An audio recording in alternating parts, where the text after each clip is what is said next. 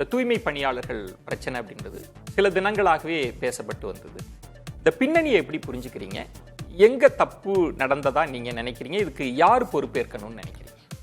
தனியார்மயமாக்கத்தால் வந்த பிரச்சனை தான் இது, அதில் சந்தேகமே இல்லை.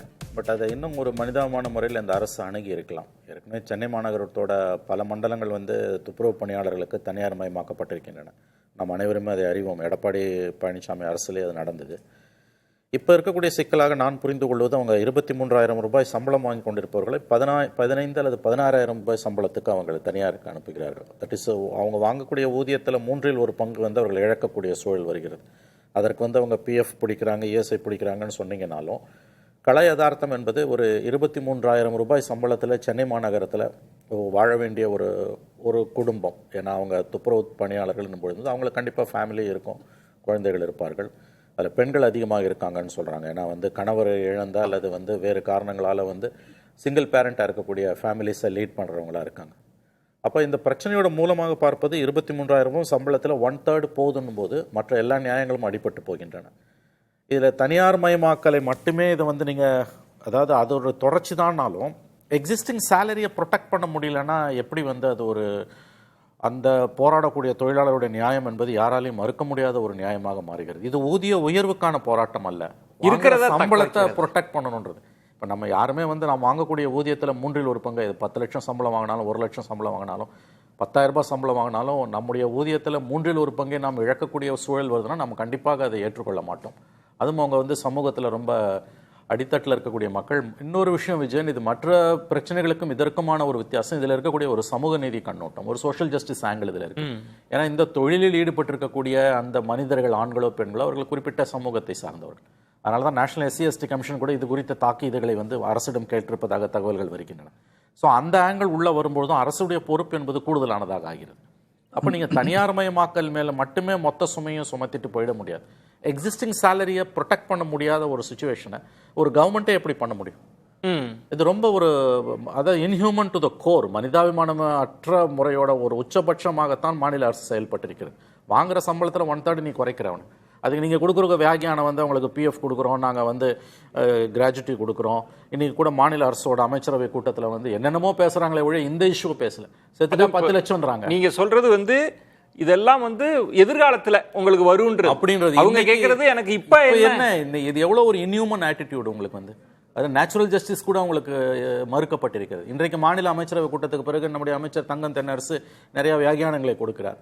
அவங்களுக்கு நாங்கள் படிப்பதற்கு நாங்கள் உதவி செய்வோம், அவங்க இறந்துட்டாங்கன்னா 10 லட்சம் இருக்கும்போது ஒன்றும் இல்லை, செத்த பிறகு 10 லட்சம் கொடுத்து என்ன பிரயோஜனம்? அப்போ இந்த அரசு நிச்சயமாக இந்த விவகாரத்தில் மனிதாபிமானமற்ற முறையில் தான் செயல்பட்டிருக்கிறது என்று நாம் நம்புவதற்கு நிரம்பவே காரணங்கள் இருக்கின்றன. ஒன்று.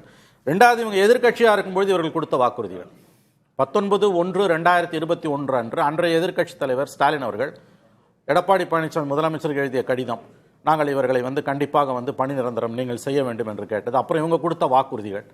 இப்போ நான் சொல்கிறது கடந்த காலத்தில் இவங்க என்ன பேசினாங்க, அவங்க என்ன பேசினாங்கன்றது கூட ஒரு வாதத்துக்கு நம்ம பின்னால் தள்ளி வச்சுட்டு, எக்ஸிஸ்டிங் சேலரி வாங்கக்கூடிய ஊதியத்தில் 1/3 பங்கை எவர் ஒருவராவது குறைத்துக் கொள்வார்களா?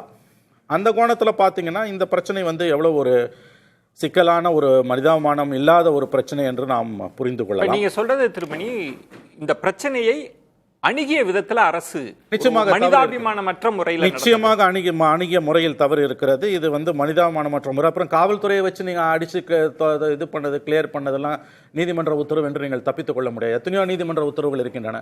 இப்போ கிளியர் பண்ணாத வாரண்ட் ஒரு 70,000க்கும் மேற்பட்ட வாரண்ட்டுகள் இருப்பதாக அரசே போய் சொல்லி இருக்கிறது. கிளியர் பண்ணுங்கன்னு தான் சொல்லிச்ச ஒழிய நீதிமன்றம் உங்களுக்கு இந்த மாதிரியான ஒரு ஆட்டிடியூட்ல போய் நீங்கள் ஃபோர்ஸை யூஸ் பண்ணணும்னு யாருங்க சொன்னா? அதில் போன வழக்கறிஞர்கள் தாக்கப்பட்டிருக்கிறாங்க. அந்த வீடியோஸ் பூரா இன்னைக்கு நம்ம பார்க்குறோம். இப்படி ஒரு மனிதாபிமானமற்ற முறையில் இந்த பிரச்சனையை அணுக வேண்டிய அவசியம் என்ன வந்தது? நீங்கள் தனியார் மயமாக்கம் என்பது தவிர்க்க முடியாது, அதை நான் ஒப்புக்கொள்கிறேன் விஜயன். யார் வந்தாலும் 26ல் யார் ஆட்சிக்கு வந்தாலும் இன்னும் மோசமாக தனியார் மயமாக போகுது. இப்போ போக்குவரத்து துறையை தனியார் மயமாக்குவதற்கான எல்லா வேலையும் ஆரம்பிச்சிட்டாங்க. 50 ஆண்டுகளாக தமிழ்நாடு அரசு தனக்கு தானே பாராட்டி கொண்ட ஒரு விஷயம் என்னன்னா, தலைநகரத்தில், மாநகர தலைநகரத்தில் போக்குவரத்து பொதுத்துறையில் இருக்குன்னு. இப்போ சில 2 மாதங்களுக்கு முன்பு மினி பஸ்ஸஸ் டிரான்ஸ்போர்ட் மாநில அரசோட போக்குவரத்து கழகமே 10 மினி பஸ்ஸஸாக அலோவ் பண்ணியிருக்காங்க. அடுத்த ஆண்டு யார் ஆட்சிக்கு வந்தாலும் மிகப்பெரிய அளவில் போக்குவரத்து துறை தனியார் மயமாக போகுது. பல சேவை துறைகள் இந்த தனியார் மயமாகிக் கொண்டிருக்கின்றன. அது உலகளாவிய ஒரு போக்கு தான். நீ சொல்றது தனியார் மயம்ன்றது இஷ்யூ இல்ல, அது அப்புறம் இல்ல, பேசலாம். அது ஒரு இஷ்யூ தான், நான் மறுக்கல. ஆனா அது மேல மொத்த பழியையும் போட்டு இந்த அரசு தப்பிச்சிட முடியாது. ஏன்னா இன்றைக்கு நேற்று நள்ளிரவு நடந்தது என்ன ஒரு கொடுமையான விஷயங்க. 2003 ஜெயலலிதா அவர்களுடைய ஆட்சி காலத்தில் 1.5 லட்சம் அரசு ஊழியர்கள் நள்ளிரவில் கைது செய்யப்பட்ட போது கலைஞர் எழுதியது முரசொலியில, நள்ளிரவு கைதிகள் ஒரு அராஜக ஆட்சியின் அடையாளங்கள். இதே தான் சாம்சங்கில் நீங்க பண்ணீங்க, இதே தான் துப்புரவு தொழிலாளருக்கு பண்றீங்க. அப்படி மிட் நைட் அரெஸ்ட் எதுக்கு தேவைப்படுது உங்களுக்கு? நீதிமன்றம் வலியுறுத்தியது போராட்டம் கூடாது அப்படி நம்ம புரிஞ்சுக்க முடியும். இல்லங்க, நீங்க வந்து அந்த லெவலுக்கு நீதிமன்றத்துக்கு போனா இந்த தீர்ப்பு தான் வரும், அது வேற விஷயம். அதுக்கு முன்னாலே நீங்க பிரச்சனையை சால்வ் பண்ணிருக்கணும்ல. நீங்க எந்த விதத்திலுமே வந்து இந்த மாதிரியான ஃபோர்ஸை யூஸ் பண்ணி போராடுற தொழிலாளர்களை கலைப்பதை யாருமே ஏற்றுக்கொள்ள முடியாது இல்லையா?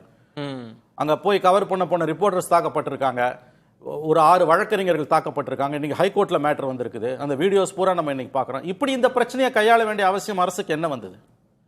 அது இன்னும் மனிதாபிமான முறையில் கையாண்டு இருக்கலாம் என்பதுதான் என்னுடைய கருத்து.